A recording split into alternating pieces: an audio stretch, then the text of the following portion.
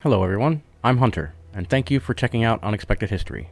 If you're new here, welcome. If you're returning, welcome back. In this video, we're looking at one of the strangest mysteries I've ever come across, the Mad Trapper of Rat River. A man calling himself Albert Johnson came to Fort McPherson in the Northwest Territories on July 9, 1931, by way of the Peel River. He gave little information about his identity to Royal Canadian Mounted Police Constable Edgar Millen when the latter asked him if he was prepared for living in the area.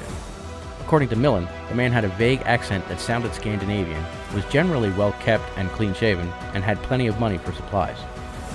Johnson rafted the waterways, eventually coming to the Mackenzie River Delta, where he built himself a small 8-foot by 10-foot cabin on the Rat River. He hadn't acquired a trapping license, which was an odd thing for someone living in the wilderness at that time. Native trappers began complaining about Johnson to the RCMP in December, claiming he was tripping their traps, hanging them in trees, and just generally interfering with their ability to make a living.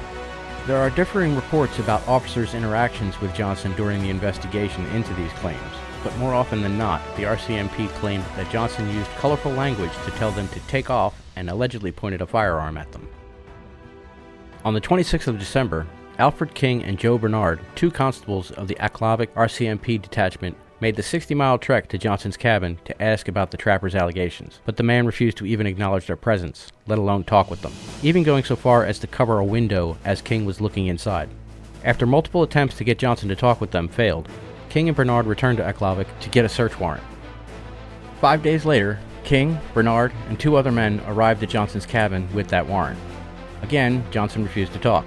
Constable King then decided to force the door open, but no sooner had he started this effort, Johnson shot him through the door.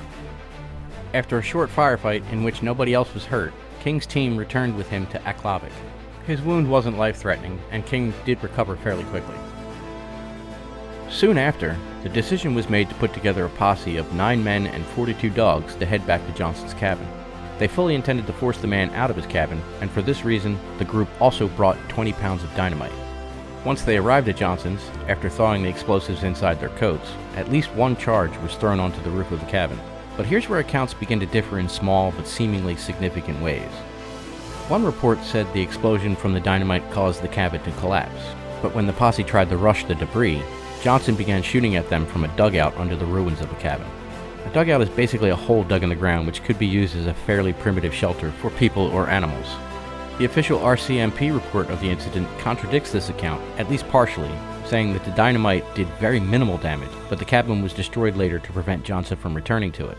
No one was injured during the firefight, but after a 15-hour standoff in the 40-degree below zero weather, the posse returned to Aklavik to get more help.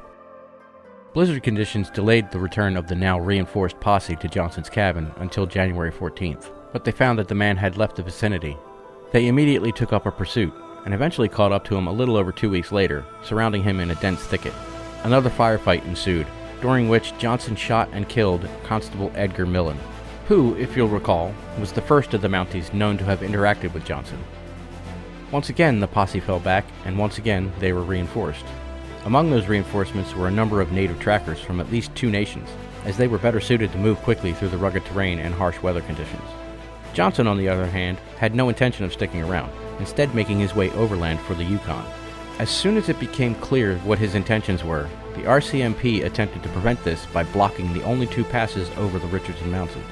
Remarkably, Johnson bypassed the blockages by scaling a 7,000-foot peak, disappearing into the vast wilderness again. Johnson's escape over the mountains went unknown until it was discovered by a pilot hired by the RCMP to scout the area. World War I fighter ace Wilfred "Wop" May spotted his tracks on the other side of the mountain range, although the tracks seemed to end near the frozen Eagle River. Following a hunch, May overflew the river for the next several days, eventually discovering the man's tracks again on the 14th of February. Johnson had been walking the ice in the middle of the river, disguising his tracks by using the trail already left by caribou. This allowed Johnson to move much faster than anticipated without using his snowshoes. His trail was only spotted because of the need for Johnson to make camp at nights on the riverbank, necessitating leaving the caribou trail. Wilfred May contacted the RCMP via radio to relay what he'd found. 3 days later, the Mounties finally caught up to Johnson as they rounded a bend in the river. Although the man was still several hundred yards away, his rather ingenious way of hiding his trail now worked against him. Foregoing the use of his snowshoes now meant the deep snow off the caribou track severely hampered Johnson's attempt to make for the riverbank. When it became clear that running was no longer an option, another firefight broke out between Johnson and the posse, but this time, things didn't go Johnson's way. He did manage to shoot Constable Alfred King, again, seriously wounding him this time, but Johnson's luck ran out shortly thereafter, when a bullet entered his left side, the damage from which finally put an end to the man now known as the Mad Trapper of Rat River. According to official reports of the incident, the only sound Johnson made throughout the entire chase was when he laughed briefly, and somewhat maniacally, after ending Constable Millen's life. In the aftermath of the final shootout, officials found that the Mad Trapper had covered at least 85 miles from his homestead over a period of 33 days, through some of the harshest conditions, both weather and terrain, in Canada, and possibly the world. They also determined that Johnson was burning as many as 10,000 calories per day during his trek to evade the law. What made that trek even more remarkable is that in 2007, a documentary team, with assistance from several forensic specialists, discovered that the Mad Trapper accomplished these nearly superhuman feats with, judging by the conditions of the skeletal remains, a slightly deformed spine and tailbone from scoliosis, along with one foot being longer than the other. The Mad Trapper of Rat River has never been definitively identified, although that may eventually change thanks to DNA samples taken during the aforementioned documentary investigation. Pictures taken of Johnson by the RCMP after the chase ended were distributed throughout North America, but yielded no results. The initial investigation that proceeded directly following the incident seemed to focus on one Arthur Nelson. Not much is known about Nelson except he traveled from British Columbia into the Yukon just prior to the events of the Mad Trapper, and owned similar weapons. In the late 1980s, it was theorized that Albert Johnson could have been an ex-con named John Johnson, a repeat offender from North Dakota, who had been incarcerated at both San Quentin and Folsom prisons at one time or another. John Johnson had actually been born Johan Conrad Johnson in Bardu, Norway. Genetic tests that compared the Mad Trapper's DNA with a great-nephew of John Johnson would later disprove this theory. The Johnston family of Nova Scotia have claimed that the Mad Trapper may have been Owen Albert Johnston, a relative who left Canada near the start of the Great Depression for the U.S. to seek employment.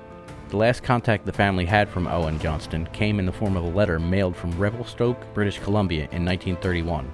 There were plans as of 2009 for DNA testing various members of the Johnston family against the Mad Trapper's DNA, but I could find no record of any results at the time of this recording. As previously mentioned, the team from a documentary about this incident, titled The Hunt for the Mad Trapper, which can be found in its entirety on YouTube, performed modern forensic testing on Johnson's remains, alongside the taking of DNA samples. A detailed isotopic analysis of Johnson's teeth intimated his childhood was Scandinavian, but he was more likely from the American Midwest. They also found the scoliosis and several gunshot wounds from his final battle with the Mounties, including the fatal one which entered his pelvis from behind.